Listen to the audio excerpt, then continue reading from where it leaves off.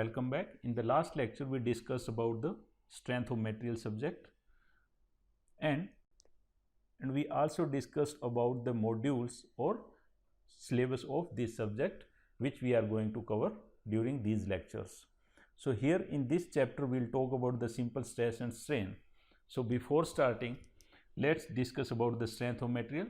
So strength of material is a branch of mechanics where we are studying the force and energy and their effect on the deformable bodies.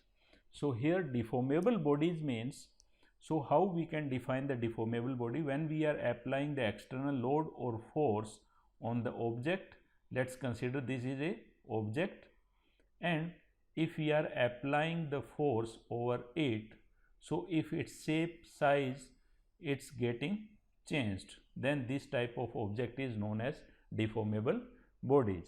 Or we have to apply the mechanical forces over it. So in the last lecture we discussed about the mechanical forces. So mechanical forces means we need to apply these forces by a physical contact on the object. So that type of force is known as mechanical forces. And so if we apply the different type of forces, then those forces will create different type of effect on the object. So first we'll consider the force and their effect on the object. So let's consider if we are applying the pull force over this type of force is known as pull force, right? So if we consider, if there is a plane, this is A plane or on this object, and let's say this is B plane. So if their location changes while we are applying the force, and we can say if A plane comes at this place A dash and B plane comes at this place B dash, so we can say they are getting apart. So this phenomena is known as stretching, or we can say elongation, or also you can say extension. So if any force which is creating stretching or elongation or extension, then this type of force is known as tensile force. And let's consider if this is the object and if we are applying the force like this is P force, and let's consider this is A plane and this is B plane, and A and B both are getting nearer. This is A dash and this is B dash. After the application of force, the A plane becomes A dash plane and B plane becomes B dash plane. So this phenomena is known as compression, right? So this phenomena is known as compression. So the force which is creating the compression in the object, because this is a deformable bodies and we are studying the effect of external force on the deformable body. So this force creating the compression in this object, so this force is known as compressive force. Now if we consider if this is the object with us,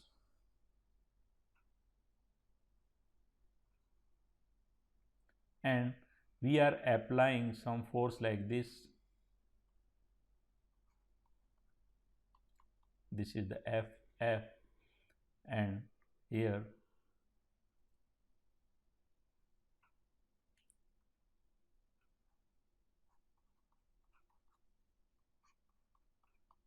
F. So this force will create a twist in this object. So this will create a twist in this object. So because if the radius of this is R, then this will create a moment. These two, this is the couple of forces, this is the couple, and this couple will create a torque which is F multiplied by 2 times of R. This is 2R. And here if we see from this side, this will create a anti-clockwise torque. Here this will create a anti-clockwise torque, and this couple will create a clockwise torque. So this will create a twist. So this phenomena is known as twist. So here what we are doing, we are just changing the direction of application of force. Here the direction was outward from the object, here the direction of force was inward to the object, and here the direction is tangential. So as we are changing the direction of force, the effect of force gets changed. So we can say force is a vector quantity. Force is a vector quantity because to define the force we need the direction as well as the magnitude both. Direction plus magnitude both is needed to completely describe the force, because here if we are not changing the magnitude, we are changing only the direction, and still the effect of force is getting changed. So we can say force is a vector quantity. Now if we are changing the further, we are changing the direction of this force, and if we are applying this force something like this, if this is the object, and if we are applying the force here and at this place and at this place also, right? So this will create effect on the object something like this, or we can say the object will get bent. So this phenomena is known as bending of this object, right? Now further, if we change the direction something like this, if this is the object and we are applying the force something like this, so now this force will shear out this object from this plane, and this will be something like this, or we can say this object will get break from this plane. So this phenomena is known as shearing or breaking of object. So here just we change the direction of force and we observe new phenomena. So these are the effects of these forces on a deformable bodies. So in this subject we are going to study the effect when we are changing the direction of application of force. So these will be individual topic in our. First we'll talk about the simple stresses, then we'll talk about this phenomena which is known as torsion, then we'll talk about this phenomena which is bending, then we'll talk about the shearing. This type of force is known as shearing force, and this phenomena is known as shearing phenomena. So we'll discuss about the simple stress. So to define the stress, let's consider an object. So let's say this is an object with us and we are applying this type of force here.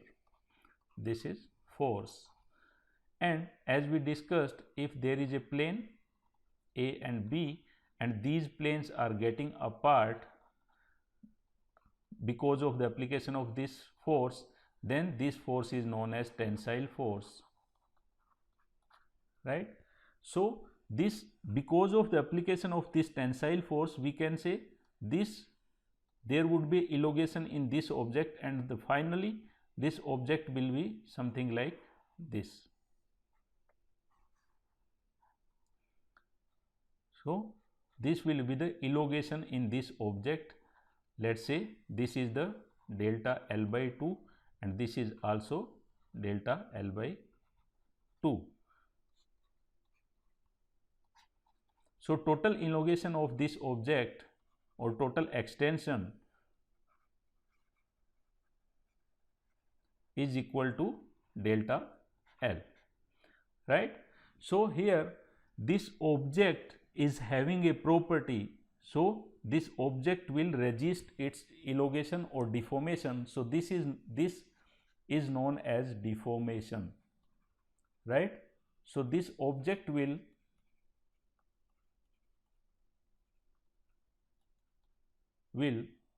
resist the deformation created by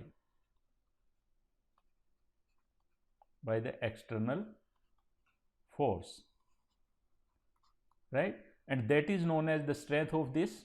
In the last lecture we defined the strength of object, so this is known as the strength of that particular material, right? Capability to resist the deformation against the external load, right? So how this will resist? So that we can see with the help of method of section. So here we can talk about the method of section. So method of section, we can take a section of this object at this x plane. So if we are taking the section at this plane, so this is part 1 and this is part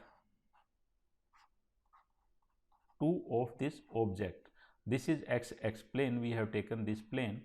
So as we know that here we are talking about the equilibrium conditions, or we know that this object is in equilibrium, or we can say this object in static equilibrium. So the condition of static equilibriums are, we can say, the forces in all the directions sigma f must be equal to 0. If we are talking about all direction, this means sigma fx is equal to 0, sigma fy must be equal to 0, and sigma fz equal to 0. And we can say second condition is sigma m is equal to 0, means sigma m moment about x axis and moment about y axis and moment about z axis must be equal to 0. So this part is in equilibrium. So just to maintain that equilibrium, there would be internal resistance induced in this object, right? So if this one arrow is represent small f, if this arrow represents small f, then we can say this sigma f, there is total force of sigma f. And if we are talking about the equilibrium of this condition, then we can say this P must be equal to sigma f, right? So this sigma f is the internal resistance induced in this object against the external force, and this internal resistance always resists the deformation of this object, and similarly there would be a internal resistance. Sigma f is equal to P. So the intensity of this internal resistance per unit area, so we can say the stress is the induced phenomena, and that is given by the resisting force per unit area.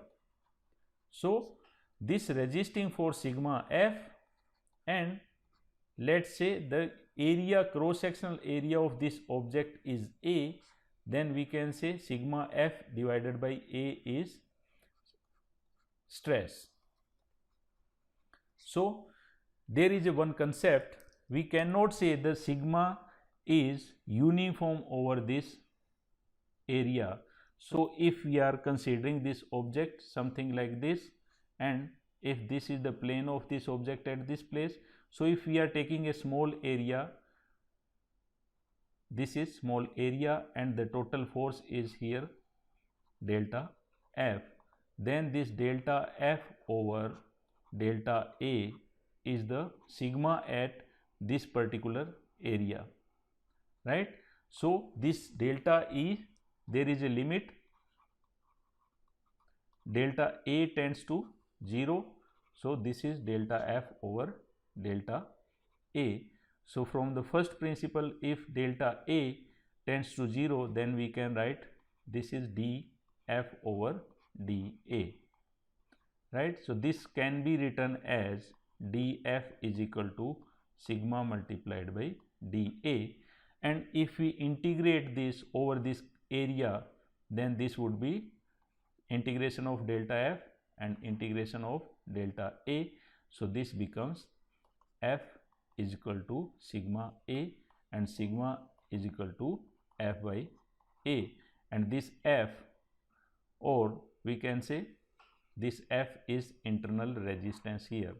This is internal resistance provided by object, and this is material property. One material can provide the more resistance, so there would be a lesser deformation, or we can say if the material provides the lesser resistance, so deformation would be more. So this is the stress. So stress is a induced phenomena, and that is the intensity per unit area of the resisting force. So we can say the stress is the internal resistance provided by the object, and this is self-adjusting force. If self-adjusting means if we change the value of this P, the value of sigma F will also get changed. If this P equals to 0, this sigma F is equal to 0. So this is about the stress. Now the unit of this stress is unit of stress. Here sigma equals to F by A, and this F is given by Newton and area is meter square. So unit is Newton per meter square, and if we are talking about the conversion, then 1 gigapascal is equal to 10 raised to power 9 Pascal, and Pascal is equal to Newton per meter square, or we can say 1 GPa, which is gigapascal, is 10 raised to power Newton per meter square. So if we are talking about 1 Newton per mm square, so if we convert this mm square into meter square, then this becomes 1 Newton 10 raised to power minus 3 square. This is meter square, and this becomes 1 multiplied by 10 raised to power 6 Newton per meter square, and Newton per meter square is Pascal, and 10 raised to power 6 can be written as megapascal. So this becomes 1 Newton per mm square is becomes 1 mega comes from this 10 raised to power 6, and Newton per mm square is Pascal. So 1 Newton per mm square can be written as 1 megapascal or 1 MPa. So this is about the unit and its conversion. So now we'll talk about the axis. So till this point we have discussed about the force, and if we are changing the direction of application of force, the effect would get changed. So now we'll talk about the normal stress. So we have defined the stress. Now we'll talk about the normal stress. So normal means perpendicular to the plane.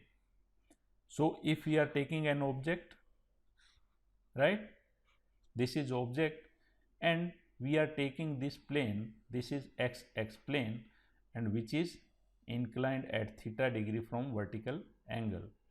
So if this is the plane and this is the normal direction of plane, this is the normal direction of plane, so the stress in the direction of normal of that plane is known as normal stress sigma n. So this is normal stress sigma n perpendicular to the plane. So here we can talk about the longitudinal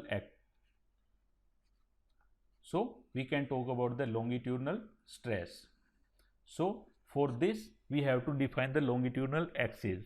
So longitudinal axis, if we are talking about any object, so that particular object will have the geometrical axis, and geometrical axis is the axis which covers the maximum or longest direction of that object, that is known as geometrical axis. So we can say the axis which is passing through or which is along the axis, geometrical axis of that object, is known as longitudinal plane. So if we are having the object, if suppose this is a object, so this is the geometrical axis of this object, right? So this is longitudinal axis, or we can say axis which is passing through the longest dimension of that object, and remaining two planes are, suppose this is x-axis, this is y-axis, and this is z-axis. So remaining two axes are known as transverse axis.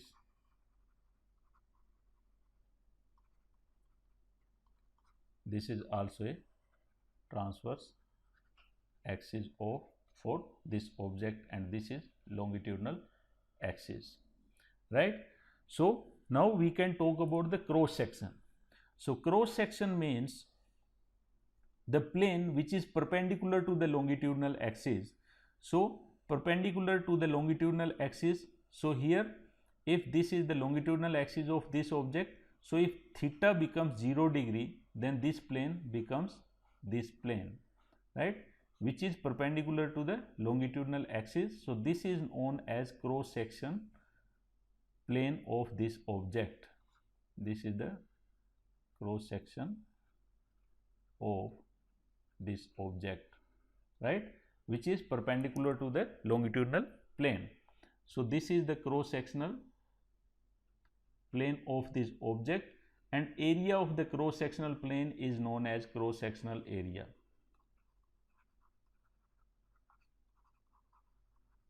So if we are talking about the stress in the cross sectional area, so there would be a sigma, or in this plane, if there is, if we are talking about this stress in this direction, then that stress is known as longitudinal stress.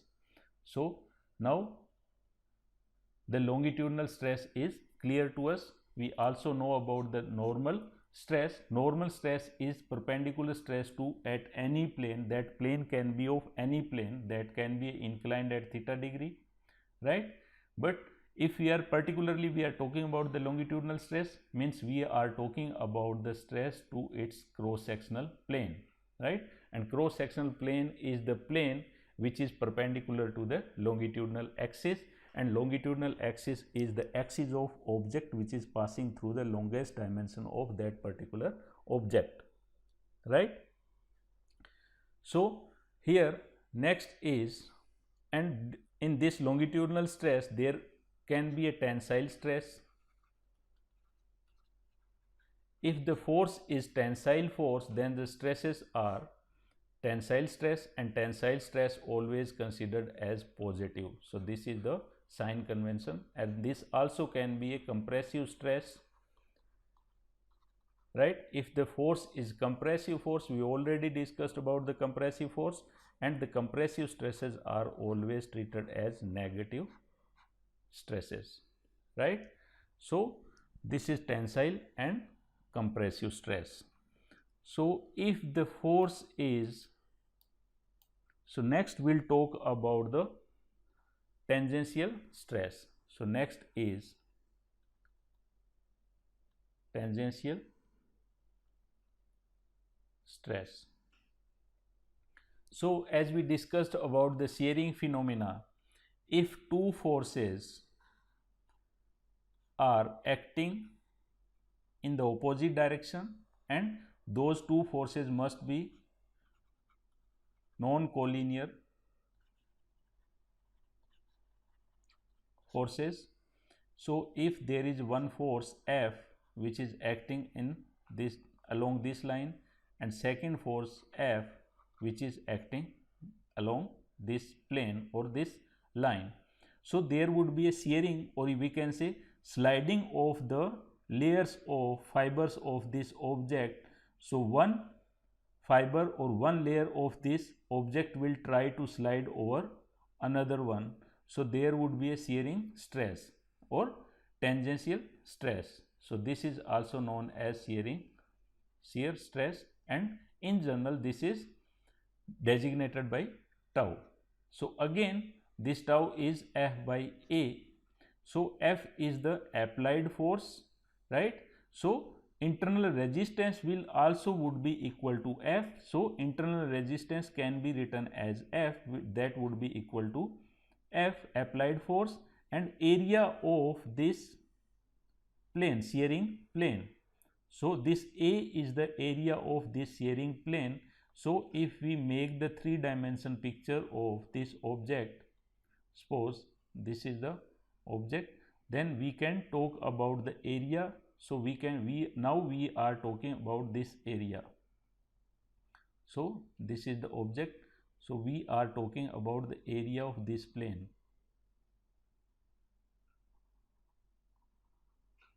right? So area of this plane. So I'll hatch out this area. So area of this plane is this dimension, this is the length, let's say this is L and this is width B. So area is L by B and this is the force. So this is tau is F by area of this shearing plane, and again unit is Newton per meter square. So this is the SI unit of the stress. So this is how we can find out the shear stress on any plane. So this is how we can find out the shear stress on any plane. So now we'll discuss about the strain. So strain is defined as the measure of deformation. So this is a measure of deformation, right? So if we are talking about the strain, types of strain, so type of strain, so here we can say each type of stress is associated with a particular type of strain. So the type of stress we are having, as many type of stress we are having, so we'll have that many of type of strain also, right? So if we are talking about the normal stress or longitudinal stress, then we can say there would be a normal strain or longitudinal strain. So if we are having one object and if we apply the force over this object P, which is tensile force, so there would be a deformation, and let's say the total deformation is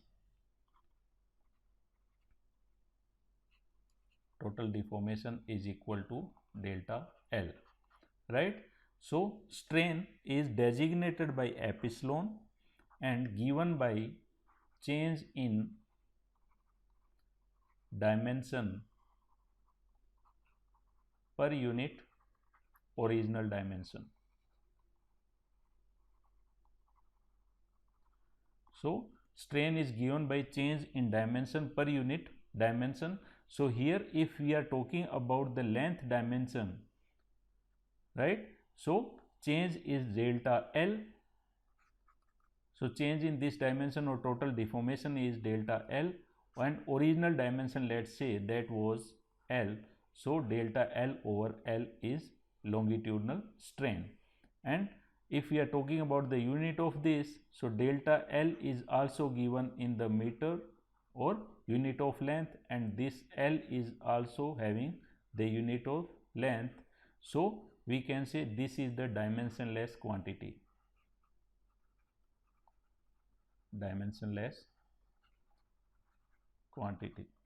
So similarly, if we are having the tensile force, there would be a tensile strain. If we are having the compressive force, there would be a compressive strain.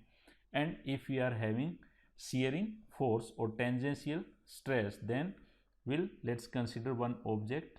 Let's say this is an object and which is fixed at this place. Let's say this is A, this is B, this is C, and this is D, and there is a force applied tangential to this object in this direction, and let's say this AD dimension is L. So after the application of this object, this will get deformed, and let's say this will become something like this,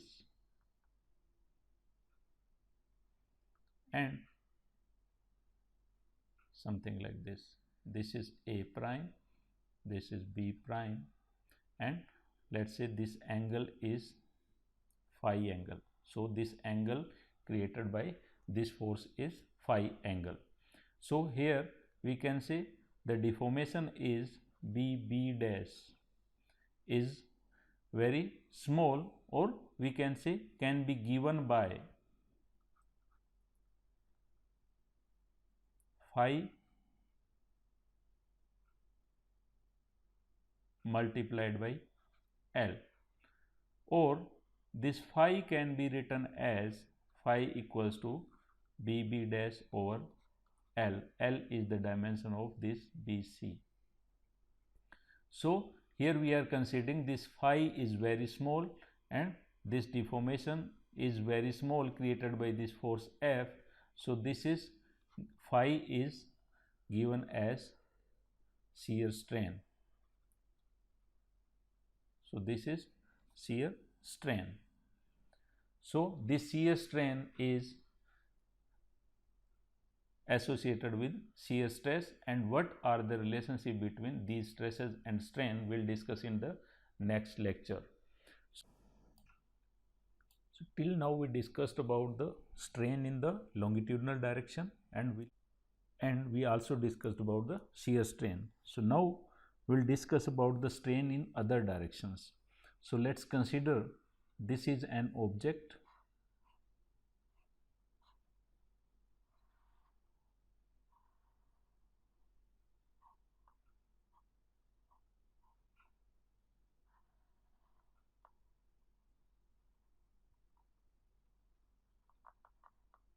and consider this direction is, or this dimension of this object is A, and this dimension is B, and this dimension is L.